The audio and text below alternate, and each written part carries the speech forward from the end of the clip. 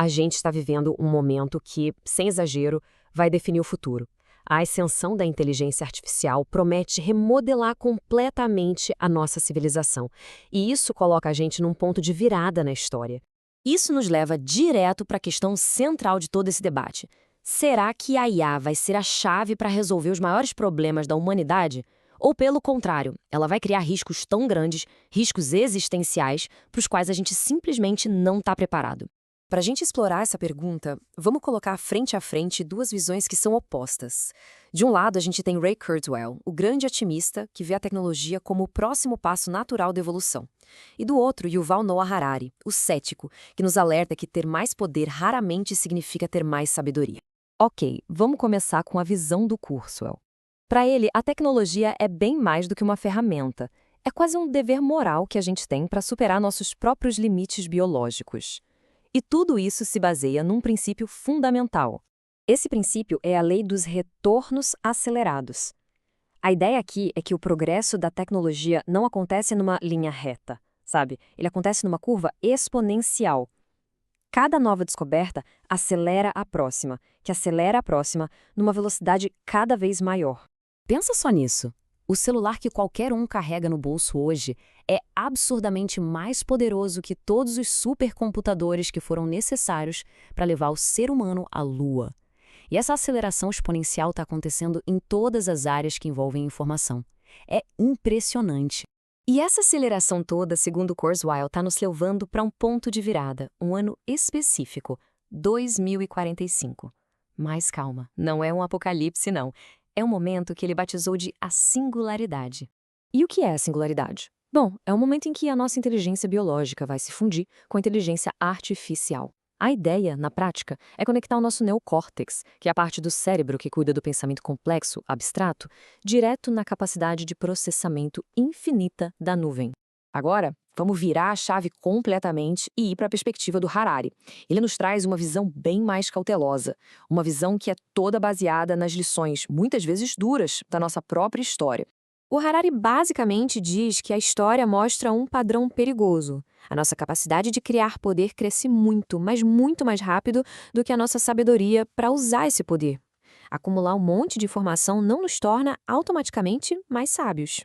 O Harari tem uma visão bem crítica sobre as redes humanas. Ele argumenta que o objetivo delas nunca foi buscar a verdade, mas sim criar ordem e cooperação, muitas vezes com base em ficções, em histórias que a gente conta para nós mesmos. E foram essas mesmas redes que construíram civilizações que também criaram o nazismo e o stalinismo, movimentos que uniram milhões de pessoas com base em ideias totalmente ilusórias. E olha só que exemplo poderoso. Todo mundo comemora a invenção da prensa por ter espalhado conhecimento, certo?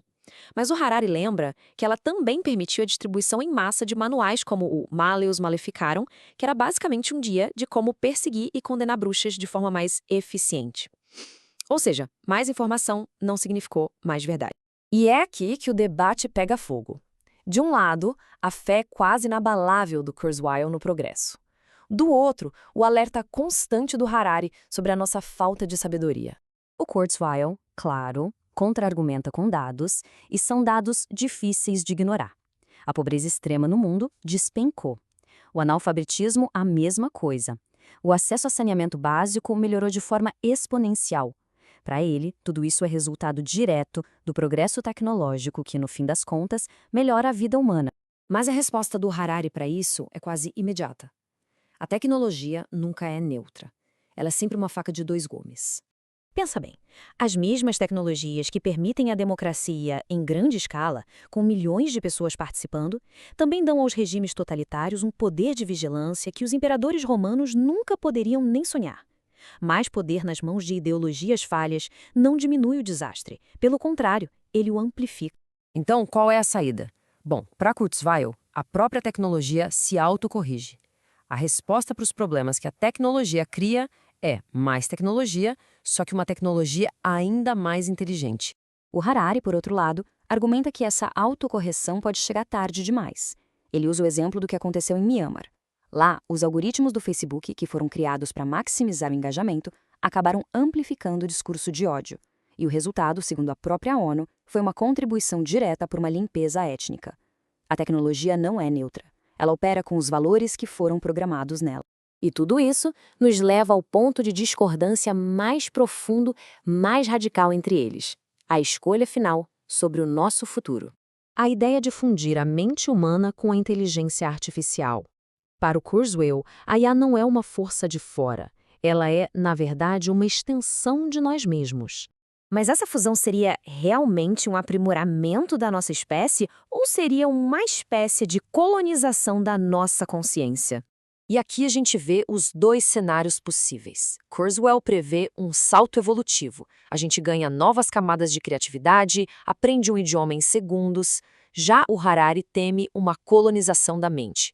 Ele alerta que a nossa cultura, nossas emoções, nossos mitos, tudo isso poderia passar a ser gerado por uma inteligência alienígena, que não tem a nossa biologia, não sabe o que é ser mortal. E aqui o Harari faz uma distinção que é crucial. A questão não é se a IA consegue imitar emoções, mas sim se elas as sente. A gente quer ser cuidado por um robô enfermeiro que foi programado para dizer as coisas certas, mas que no fundo não sente absolutamente nada? No final das contas, por mais distantes que as duas visões pareçam, elas concordam num ponto fundamental. O que está em jogo é a nossa agência, a nossa capacidade de fazer escolhas. Kurzweil acredita que essa capacidade vai ser amplificada a um nível quase divino. Já Harari teme que a gente vai simplesmente entregar essa capacidade para algoritmos que nos entendem melhor do que nós mesmos. E isso nos deixa com uma reflexão final. A verdadeira questão talvez não seja sobre a tecnologia em si, mas sobre o que a gente valoriza na nossa própria capacidade de escolher, de errar, de sentir e de aprender. A resposta para essa pergunta vai definir não só o nosso futuro, mas o futuro da própria evolução.